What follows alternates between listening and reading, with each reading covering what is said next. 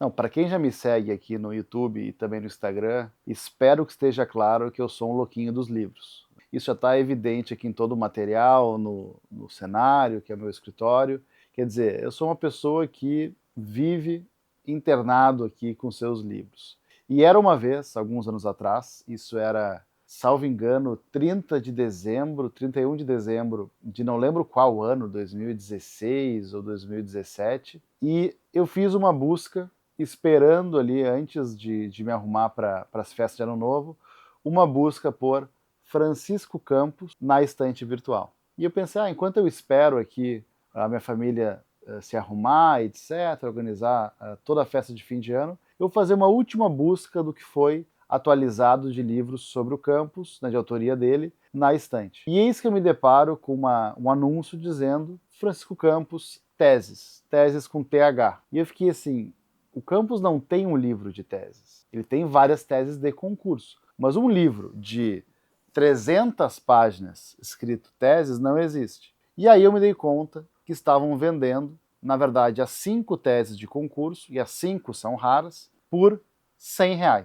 Eu fiquei tão feliz com essa descoberta que eu paguei R$ 100 pelo livro e peguei o Sedex mais caro, mais seguro de não sofrer extravio, paguei R$ 100 o livro e R$ 85 de Sedex para comprar esse livro que pertenceu, imagino eu, a um advogado que eu diria que é de Minas Gerais, Dr. Elias Horta. Se alguém souber quem foi o Dr. Elias Horta, por favor me diga que esse aqui é um livro da sua biblioteca pessoal que transformou então em compêndio as 5 teses de concurso do Chico Campos. Quer dizer, aqui nós temos o quê? Teses de concurso que eram, na verdade, temas que eram dados aos participantes, aos candidatos, que eles tinham que levar para casa e em alguns poucos dias, acho que era uma semana, produzir um livro de 50 páginas na gráfica. Ou seja, era dado um tema como o imposto regressivo, a filosofia do direito, e a pessoa então ia com uma frase de temática e tinha que ir para casa e escrever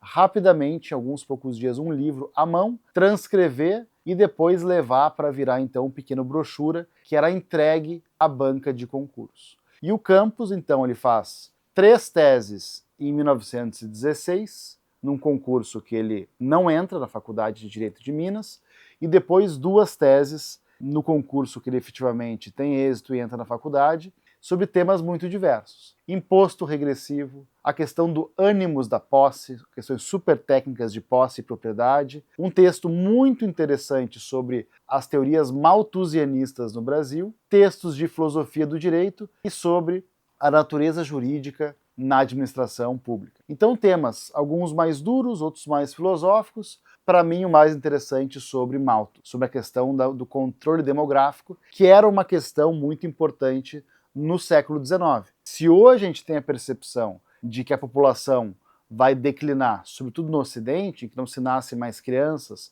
só na África, no Oriente Médio, em partes da Ásia, quer dizer, na Noruega, na Coreia, em vários lugares não se nascem mais crianças, ou seja, a questão demográfica ela é uma pressão muito grande nos sistemas de previdência privada e mercado de trabalho. No 19 era o inverso. Existia a percepção malthusianista, ou neo-malthusianista, de que se dizia o seguinte, olha, a população humana vai crescer de tal modo que nós vamos ter que ter um controle demográfico forte. Então, o Campos receber essa tese, esse tema, para elaborar uma tese de concurso é algo relativamente natural para a época. A gente está falando aqui da década de 10. Quando ele vira, então, professor no que hoje é o FMG, a antiga Faculdade Livre de Direito de Minas Gerais, fundada em Ouro Preto e que depois se traslada para Belo Horizonte, fundada pelo Afonso Pena, ex-presidente, e o patriarca desse projeto educacional de Minas. Então o Campos, nessa segunda, terceira geração de uma ilustração mineira focada agora em Belo Horizonte, na República, começa então a sua carreira justamente